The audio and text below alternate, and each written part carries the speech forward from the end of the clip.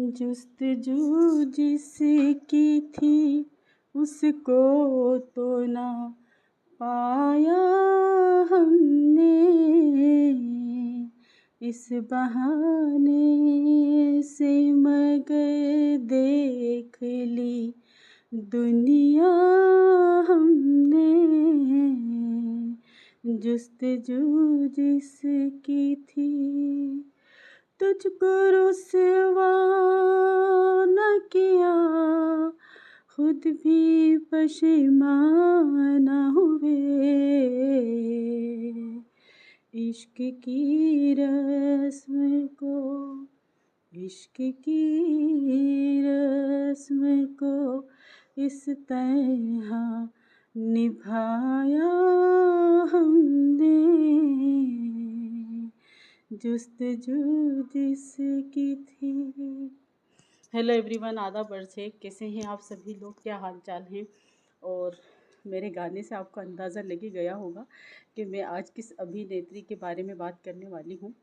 तो जी, आज हम बात करने वाले हैं महान अभिनेत्री रेखा जी के बारे में।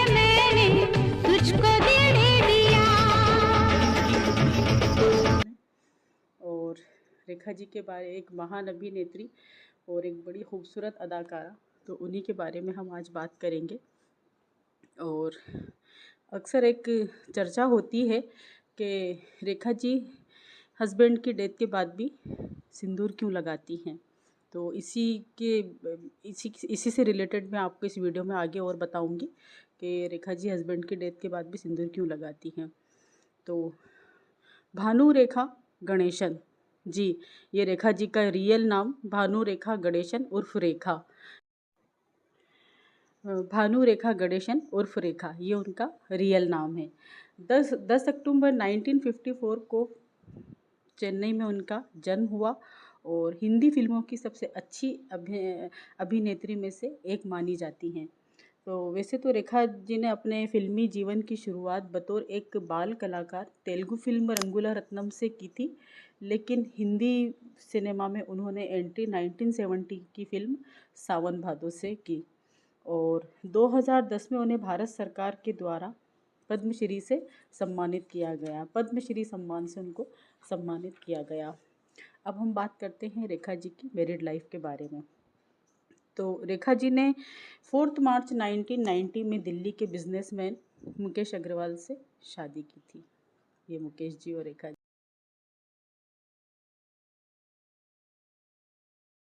जी। तो 4 मार्च 1990 में दिल्ली के बिजनेसमैन उन्होंने मुकेश अग्रवाल से शादी की थी। हालांकि शादी के 6-7 महीने बाद ही मुकेश अग्रवाल जी ने आत्महत्या कर ली थी अपने बिजनेस लॉस के चलते। लेकिन काफ़ी समय तक रेखा जी विवादों और आलोचनाओं से घिरी रही और उसी विवाद में एक ये भी था कि वो हस्बैंड की डेथ के बाद सिंदूर क्यों लगाती हैं। तो रेखा जी ने अपने एक इंटरव्यू में साफ कहा था कि सिंदूर लगाना